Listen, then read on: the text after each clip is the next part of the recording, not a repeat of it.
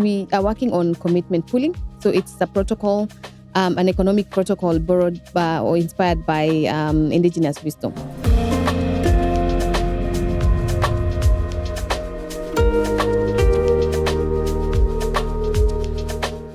Welcome to the Regeneration Will Be Funded. This is a show about regenerative finance. We are exploring pathways to a life-affirming economy. I'm your host, Matthew Monahan, and today's guest is Njambi Njoroge. She is the operations director at Grassroots Economics. Welcome, Njambi. Thank you so much. So maybe starting from the top, what is Grassroots Economics? So Grassroots Economics is a foundation started by William Ruddick 13 years ago. And the idea is just to bridge the gap between the rich and the poor, and really to bring about, to help community members access basic goods and services using vouchers. And that is what we've been doing in Kenya for that while. Nice. So you're based in Kenya? Yes. Yeah. Can you tell me a bit about your home? I come from Nairobi. That's where I grew up. And then I moved to Kilifi when I joined the organization. Kilifi is a coastal area. The weather is more like Bangkok right now. And yeah, that's where I stay. And it's pretty chill. No traffic like Nairobi. Slow. And I love the communities there because there's a lot of communityism. Like people live together, they help one another, they rotate labor. It's amazing living in Kilifi. Awesome. And so when did you join Grassroots, and what led you to the organization? Yeah.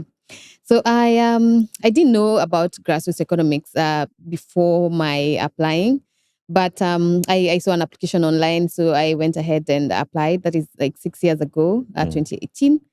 And I started off, I really enjoyed what the organization was doing, like helping, like seeing impact immediately, because, we're working with women who could not afford secondary needs, and they can now get that, These are people who would earn enough just for meals and maybe clothing and not anything for fees or healthcare. And then now using community vouchers, they were able to exchange primary goods and services amongst one another and save Kenya shillings. So, why wouldn't you work in such an organization that, is bringing, impact that fast?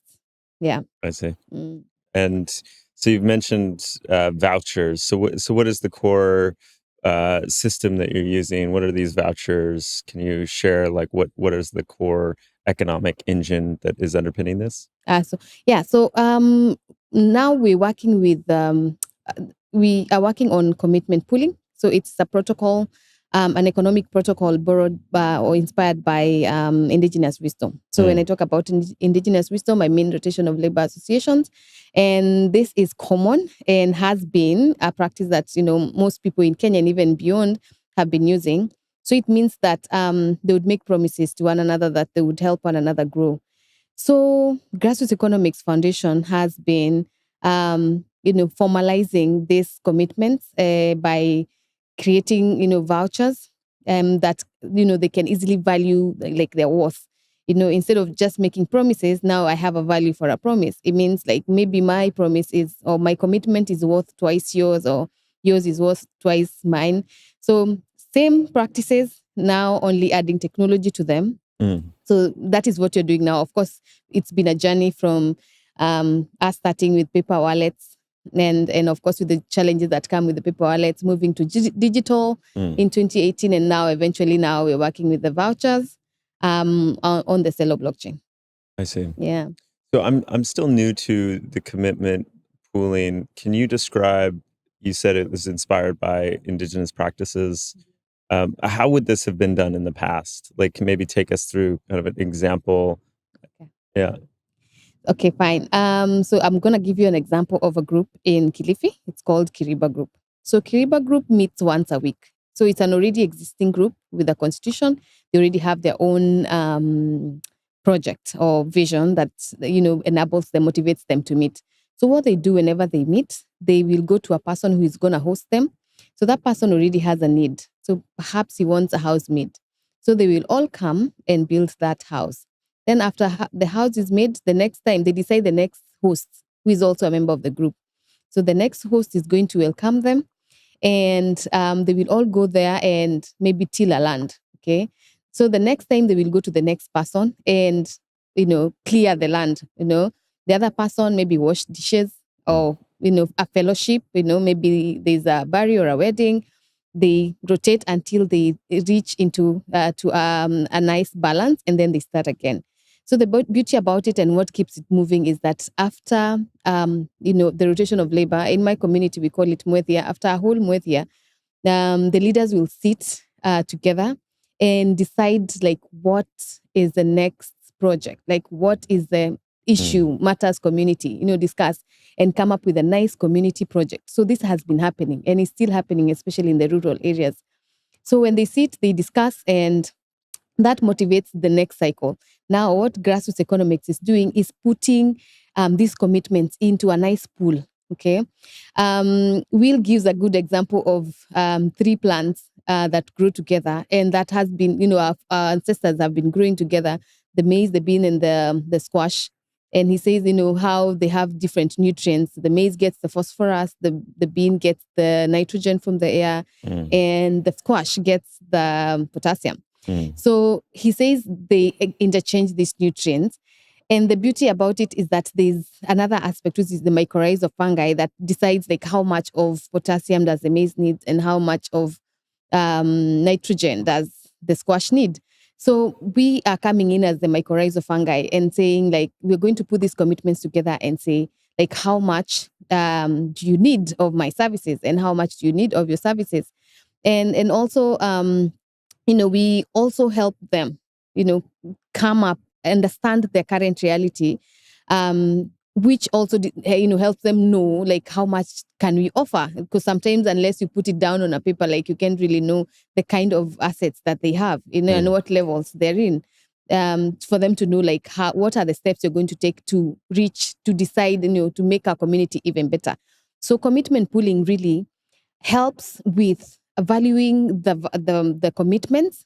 It helps with the curation to understand like which ones do we really need in this pool, and helps with the resilience in terms of like if people do not want my voucher right now or my commitments right now, they are able to get others into the pool using their commitments, like putting in commitments and pulling out.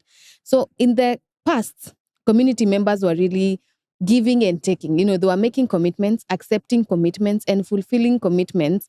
And that's how trust used to grow. So for us, we're not really trying to reinvent anything. We're just adding technology for a better, more solution-led, ways and better ways to help the communities. I see. So for a commitment pool that you are involved with today, like what would be one of your commitments that you have made an offer? Yeah. So yeah, I mean, I'm actually in several pools now. I work with the community. There is a have bought land just close to the office, a small piece of land, and the community members around are in a group, and they meet for their mwethias, weekly mwethias. So I'm part of them. So my commitment is training on syntropic agroforestry, and of course they're farmers, and I get farming expertise from them, the actual service from whenever they're coming to my place, we're doing the farm. Whenever perhaps I give them a day for training them on better, farming models. Yeah. And also, of course, in the organization, there's also my offering. We are also practicing the same, by the way, in the organization. All the staff that we don't have salaried staff. So everybody has created their vouchers backed by their, offerings. And my offerings are the operations, So whatever offerings I'm going to give, there's something that is going to go into the pool, maybe it's USD. And then my vouchers are taken. And then when I perform my tasks and I send in my, report, I get my vouchers. I'm paid with my own vouchers. And since I'm in a pool now, I can access other services with my vouchers. I can access technology training from Willie or from Sohail, who is our tech guy in the office. Yeah. So you essentially, Grassroots Economics is itself a commitment pool. you have your commitment of operations services, and then you don't have a formal salary. You draw capital from the pool. Exactly. That's what I do. And who decides how much capital you draw? So of course, all these commitments are normally, say, pegged to the Kenya shillings. Like, how much would that cost? How much would my tilling cost? Is it 200 for 2 hours? And that's the much would do in vouchers. When you're creating vouchers, really, it's just how much are they worth in Kenya shillings. Right. And now you won't be using Kenya shillings, you're using the vouchers. So that means a lot of Kenya shillings is saved. And sometimes they don't even think about Kenya shillings. I'm giving an example of the community. Right. Like, how much would would I be paid if I performed this much tasks in, say, a month, 2 months, etc. Yeah. Got it. So you're kind of abstracting a different layer of coordination that is maybe informed by money, but maybe doesn't even always involve money itself. Is that right? Exactly.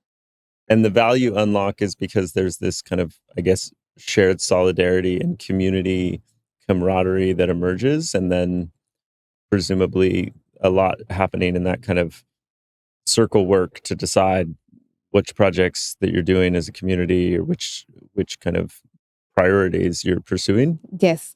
So that is also inspired by traditional wisdom. In Mijikenda, the community surrounding where organization is in Kilifi, they call it Thome. So a Thome used to happen at family level and also at village level. So at family level, the father would sit with his sons around a fireplace in the evening and really discuss matters men. And then the girls would sit with the moms in the kitchen and they would talk about, this is how you should perform. This is how tasks are done, etc. At the village level, the community heads would sit and decide, like, what do we need to do for this community? Like, do we need a water pan? Do we need to plant more trees? Do we need to go to the Kaya forest and pray for the rains? So it's been there, still there.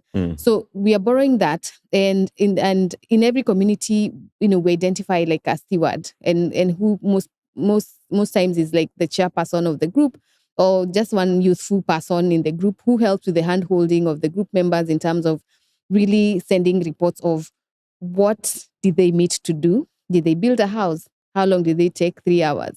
The vouchers paid, or this. So when I check into our Sarafu.network dashboard, I will see the transactions, but also I will also want to know, like, what are they equals to? And the report from the stewards is exactly that. So the transactions today on the dashboard equals 10 houses built in X area. So what I would do, like, and this is exactly what I do. I check the dashboard, I see the transactions, I see the report sent. So I put in $0 payment, and this really goes for M&E services. And then I take the vouchers of the stewards, and then after a month, checking the dashboard and the report sent in, I pay them back with the vouchers. And then the stewards are also managing the groups. And sometimes because of the amount made on the pools, we have a little bit to support the groups in terms of getting like secondary things outside the community. We put in, we send in a little bit to the steward who will put it into the groups of, pools of these groups. And then they will access the little $0 using the vouchers. And then the stewards will pay them back you'll send the vouchers back to the community fund account of this group. So it's a whole, and the idea really is to help with the sustainability of these projects on the ground, and also to keep the vouchers exchanging. Because when you put $0, it means that they will also keep, putting in their commitments inside the pools. Yeah. Yeah. How much have you had to integrate this system into, I have no idea, the Kenyan tax code, but like, income and taxation and like, curious. So I would say when it comes to taxation, like, I think taxes are everywhere. So when they are ramping the CUSD to Kenya shillings, there's a tax on M-Pesa, and that is how they get taxed. I see. And it's not really from us. It goes to the model of where they're getting the money into Kenya shillings. So obviously there's a whole deduction there. Yeah. Got it. How is it similar or different from mutual aid networks? this kind of commitment pooling concept? Yeah, I would say it really brings a really nice model that is unlike the normal, like in terms of market and supply, I mean, demand and supply, because now you're giving them access to, first of all, I'm talking now about the stewards. They are able to get the money fast, which will help with the movement, communication, the production financing. You're financing the production fast. And when it comes to now the actual pooling, you're helping the communities understand that they can access each other. They can help one another even without Kenya shillings. They do not need to sit and wonder, like, where am I going to get Kenya shillings? They already have the power in their hands. And the beauty of it is just helping them understand, like, this is the current reality. These are the assets that you all have, and this is what you need to build on. And we see most of them now even being able to use the little Kenya shillings to take the kids to school. Some school are even accepting vouchers now, and that's the hope. The hope is really to make sure that, these pools are now interconnected so that whatever commitments or services are not in the pool can now be accessed from a different pool. I see. So I'm part of a pool over here, but there might be something that isn't available in the resources. And so, yeah, what does that interaction with other pools look like?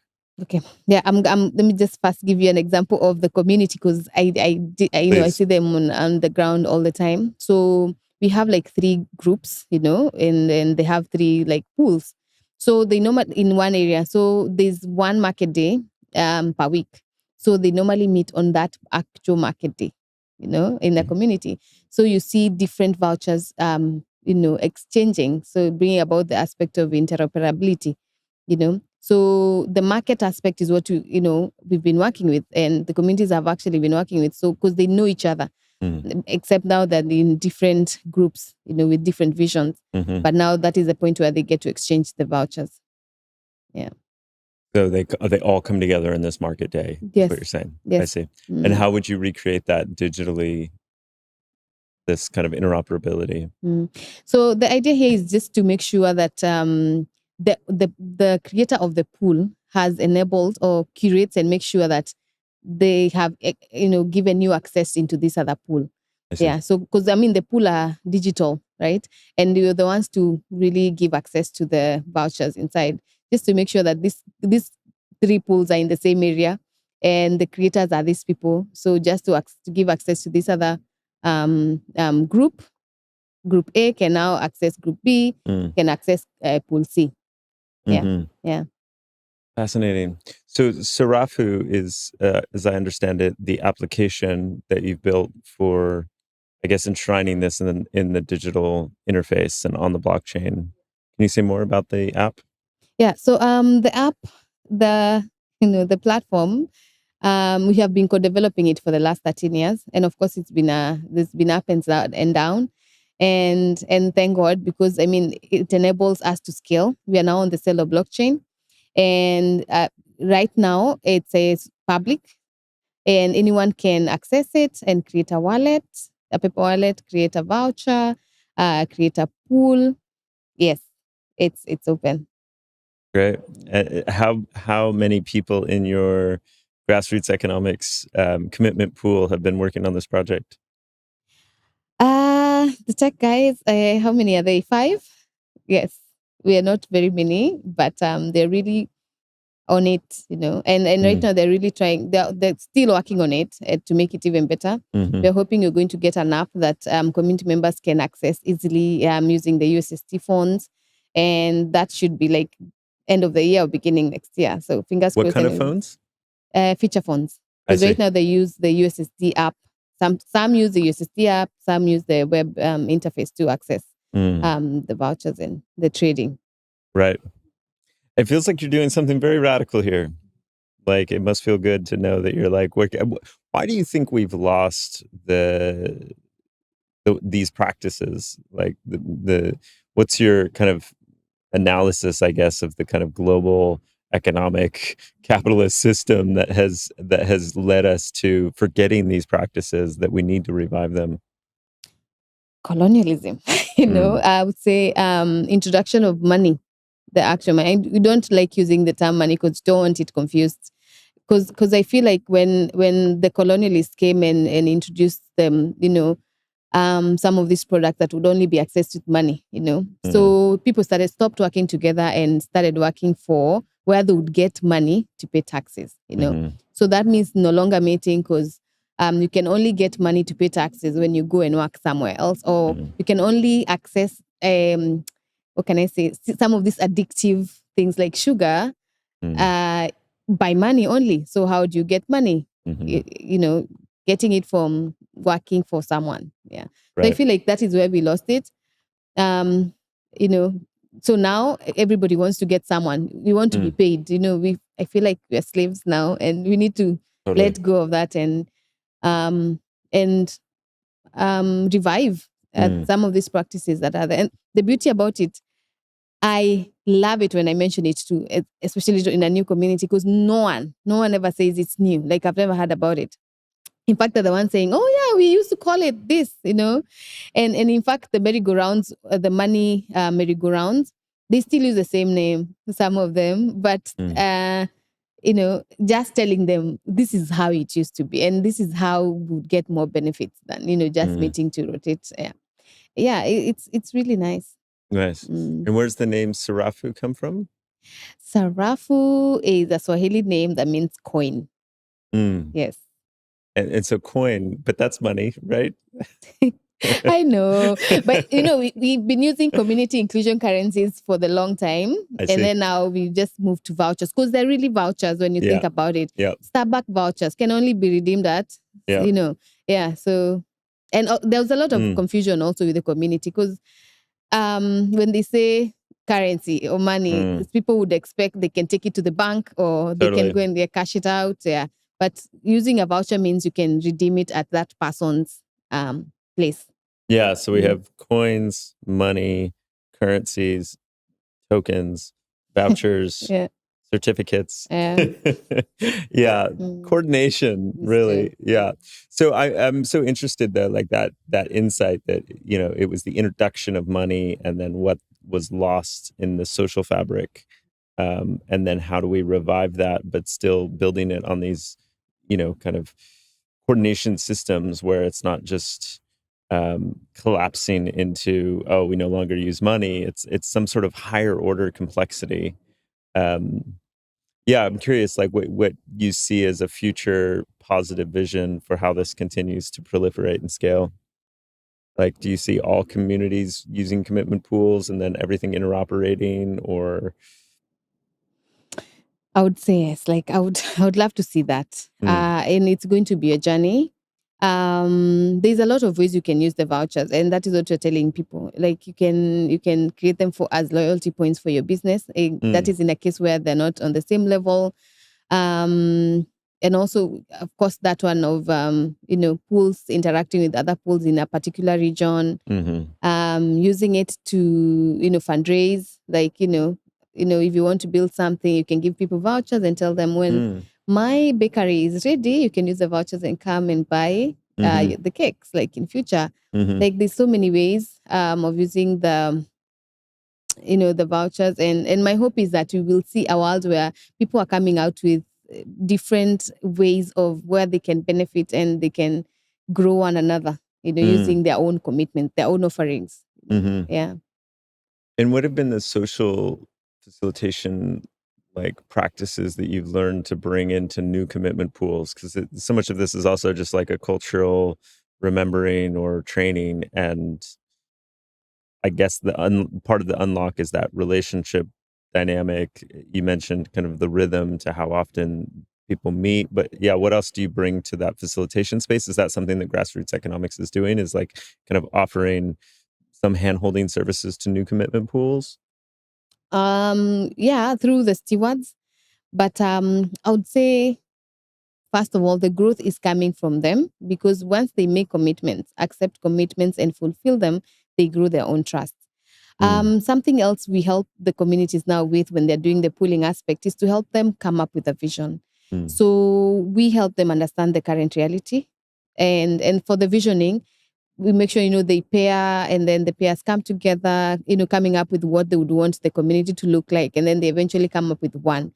So that process of deciding or coming up with a project really enables the pooling to continue and happening. It's more sustainable because they know they're working towards this vision. Having and also something else we offer to help with the commitment pooling is better agricultural practices, water catchment practices, syntropic agroforestry, to help them with ways they can easily access food, afforestation, etc. So that's exactly what you're doing, like to help them, yeah. Awesome.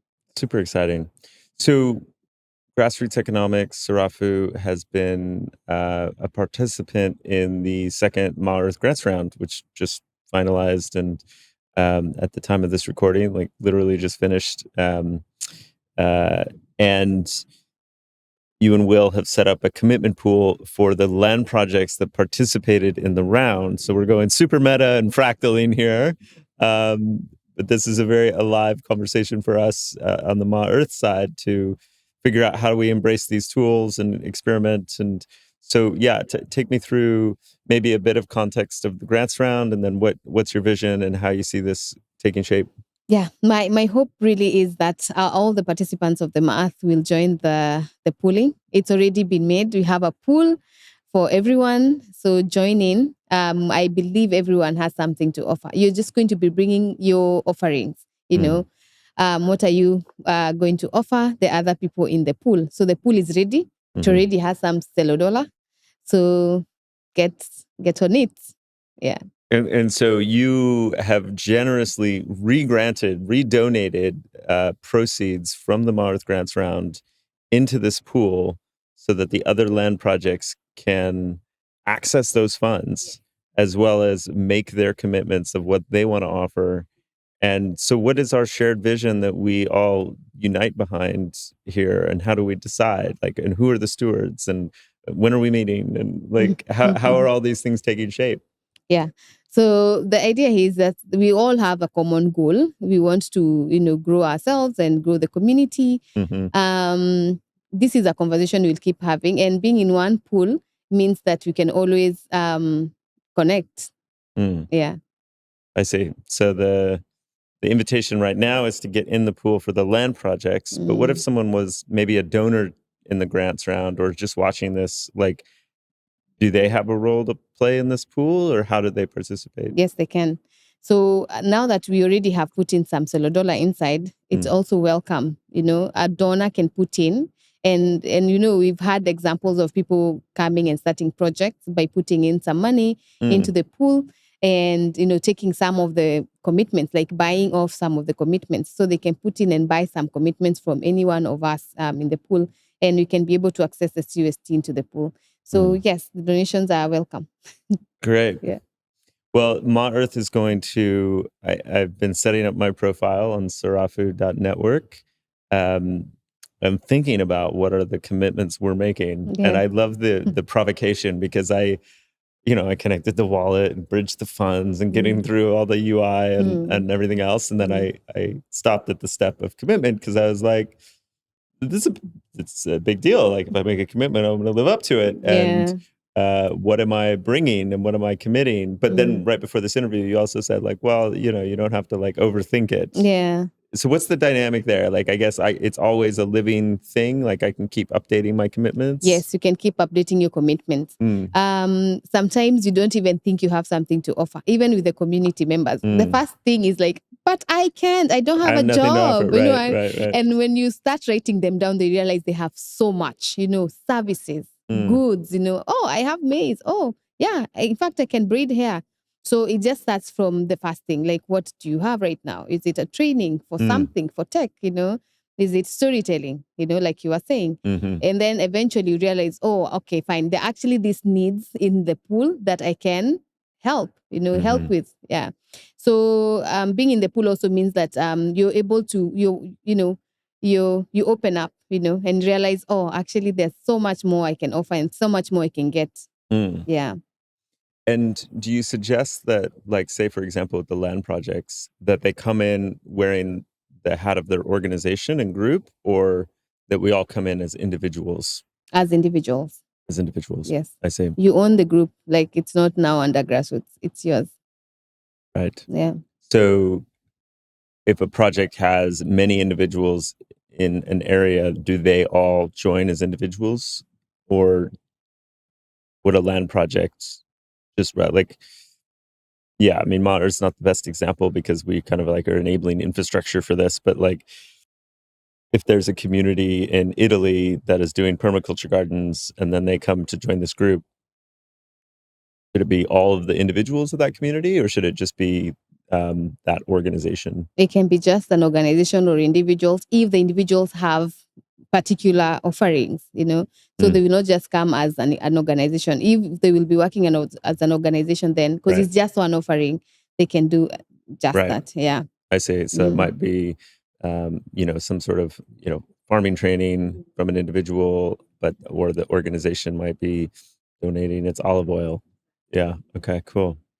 So, all right, I can't wait to get back to filling in my commitments and being on this experiment with you. And it's so cool how, like this.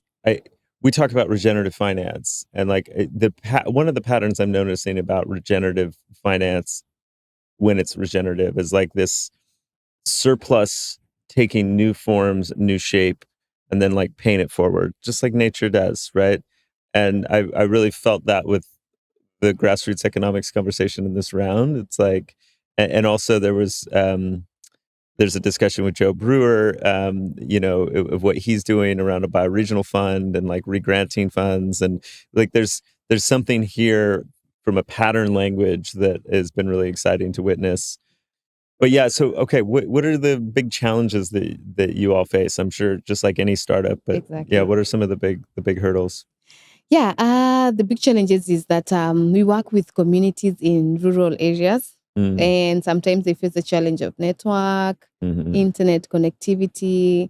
So sometimes they want to trade, there's no network, So sometimes we have to ask them to go to like a close cyber cafe, where they can at least get network, and sometimes it's a whole distance, so they take a while before they're able to do the transactions. Right.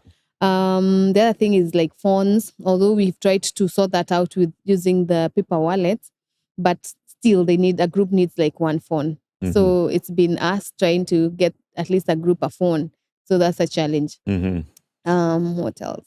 How about the blockchain side? I mean, this is pretty confusing stuff still, right? Download a Cello wallet, bridge funds from an exchange. Yes, it's been a long, it takes a while, it takes a process. But what you've been trying to do is like to work with the steward. Like we really try to make sure the steward's really understood. And then he's the one who's going to handhold the groups through the whatever. But the whole, most people in Kenya are using the USSD wallet. And the hope is that we'll get a wallet where they can be able to, an app where they will be able to, the normal way they're using the USSD, like dialing the code and sending vouchers to the next person. There will be now a slot where they can easily swap, swap vouchers for etc. Right. And the beauty about it is that Kenya, people have been using mobile money, so it's not been so hard to use the USSD. So now the challenge is introducing this for them. But now, like I said, the tech is really trying to make it as simple as possible, especially for the local member.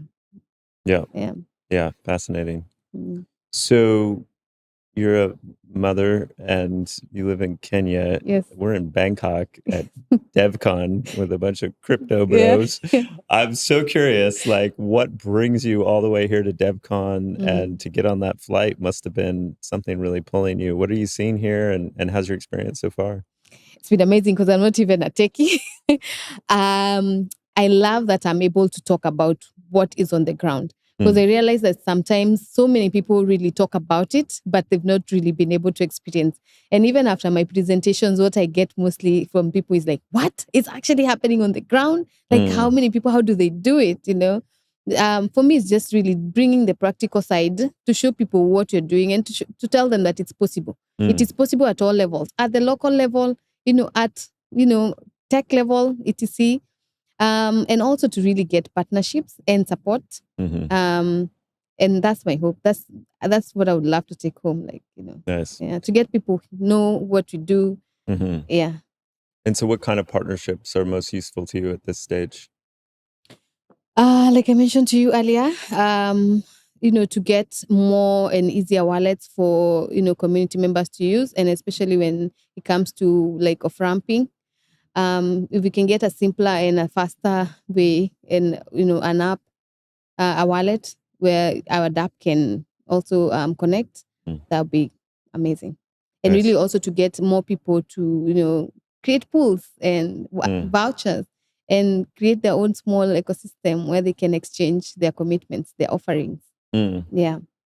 Do people ever kind of raise their eyebrows and say, Njambi, what are you doing with the crypto blockchain? And like, if they do, how do you respond to that? Yeah. So yeah, of course, earlier when you were using especially the paper wallets, paper vouchers, yeah, Right. that question used to come a lot because it felt fake. Like, why do you have money that is not? Right. Yeah. But of course, now that we are using like some of these indigenous practices and terms, we use a lot of local terms. Mweria. Mweria is the actual rotation of labor. Tome is the meeting. Yeah, it becomes easier to explain. I see. So the local communities don't resist it because you have this deeply understood cultural practices and you're just using technology. Do you think like Kenya and places in Africa will kind of leapfrog the economic systems of the West because of the readiness and just how broken things like remittances and on ramps and off ramps and so forth, that there will be this adoption onto blockchains that like kind of then leads the way? Or do you think that this accessibility issues and internet connectivity, and it's always going to be kind of, difficult to keep up with the fast pace of what's developing? Or, I mean, I've never set foot on your continent, so I have no idea, but curious how you experience it. So, good thing is, like I mentioned, they have been using paper. They've been using the phones for a long time, and also using M-Pesa to get money. Mobile money is not new, and that is how they like face it, look at it. And then, of course, you don't use like all these terms when you go to the ground. The idea is just to show them like how it used to be before, and to show them that you're just adding technology, formalizing that practice. And my hope is that in future, like, it's gonna be easier and better. Yeah. Got it. Any other key themes you want to touch on, or key messages, if people are watching, how they get involved and how they can support? Yeah. We are welcoming stakers. Stakers, yeah. Yes. And also, if you want to start a project, create a pool, because that way you're ensuring sustainability of that project. What's the staking? Can you take me through that?